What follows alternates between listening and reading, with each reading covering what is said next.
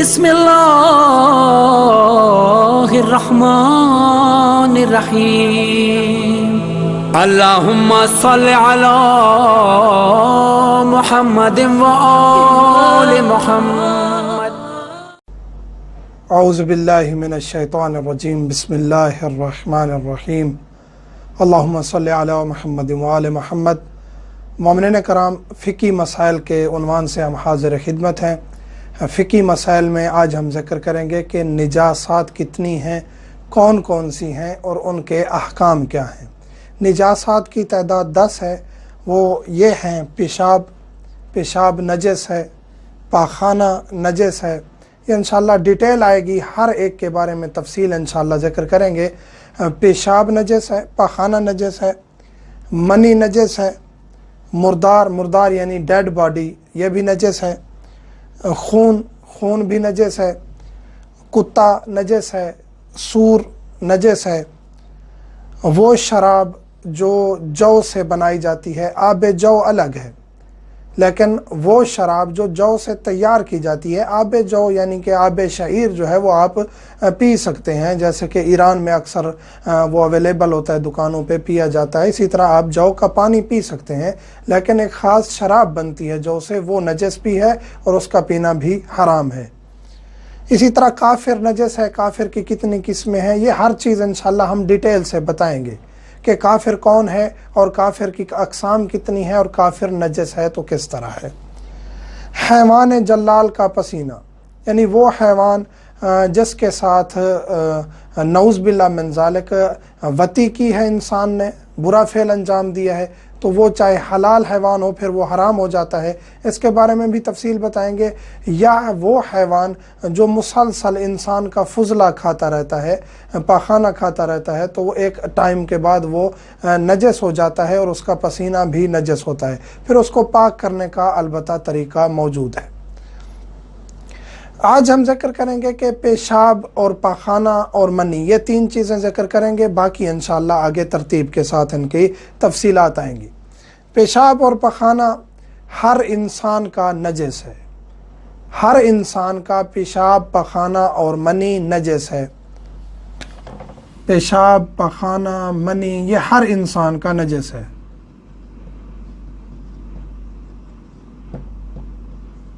अब आते हैं हैवान की तरफ। तो हैवान का क्या हुक्म है?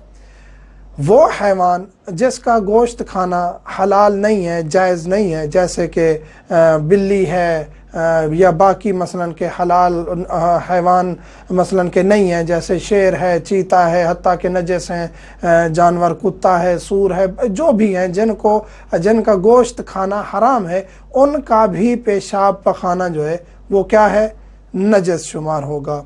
तो हैवान की 2 किस्में, एक ये कि जिसका गोश्त खाया जाता है, एक ये कि जिसका गोश्त नहीं खाया जाता। जैसे बकरी है, गाय है, भैंस है, भेड़ है, इनको हम खाते हैं, इनका गोश्त खाया जाता है, तो इनका फुजला जो है वो पाक है, वो नजस नहीं है। जैसे आप गाय के साथ खड़े हैं, भैंस के साथ खड़े हैं, बकरी के साथ, और उसने पेशाब कर दिया है या उसने फुजला निकाला है, आपने हाथ लगा लिया, कपड़ों को लग गया, तो वो पाक शुमार होगा। उसको धोने की या उसको धो के नमाज पढ़ने की ज़रूरत नहीं है। आप मसलन काम करते हैं जानवरों के साथ, तो आप उसी हालत में आप यानी कि अगर आपको पता है कि हैवान का पेशाब लगा हुआ है तो आपके कपड़े पाक शुमार होंगे। आपके हाथों को लगा था तो आपके हाथ भी पाक शुमार होंगे। ये नहीं है कि वो नजस है उसको धोना ज़रूरी है, ऐसा नहीं है।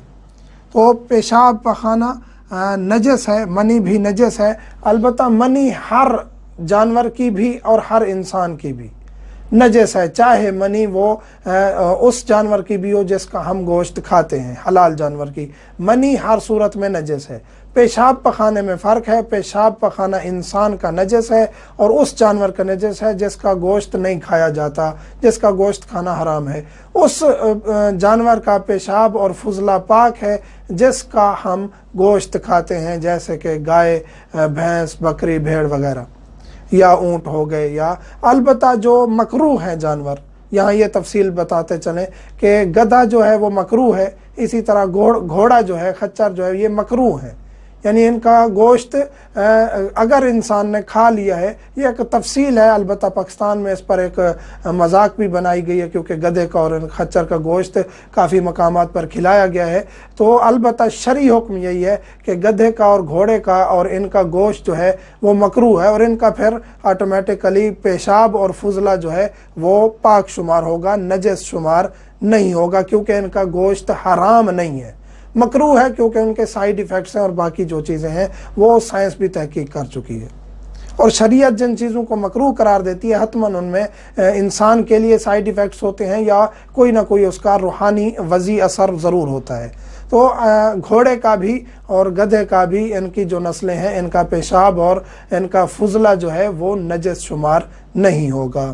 تو جو جانور جن کا گوشت کھانا حلال ہے یا جن کا مکروہ ہے ان کا پیشاب اور فضلہ پاک ہے، باقی تمام جانوروں کا اور انسانوں کا، چاہے وہ بچے ہوں، چھوٹے بچے کے بارے میں کہا جاتا ہے اس کا پیشاب نجس نہیں ہے، تو وہ ہم تفصیل بتا چکے ہیں ایک لیکچر میں، اس کا پیشاب بھی نجس شمار ہوگا۔ تو ہر انسان کا اور اس جانور کا جس کا گوشت حرام ہے ان کا پیشاب اور فضلہ نجس ہے۔ اسی طرح آگے آتے ہیں پرندوں کی طرف۔ پرندوں کا جو فضلہ ہے یا پیشاب ہے وہ پاک ہے یا نجس ہے۔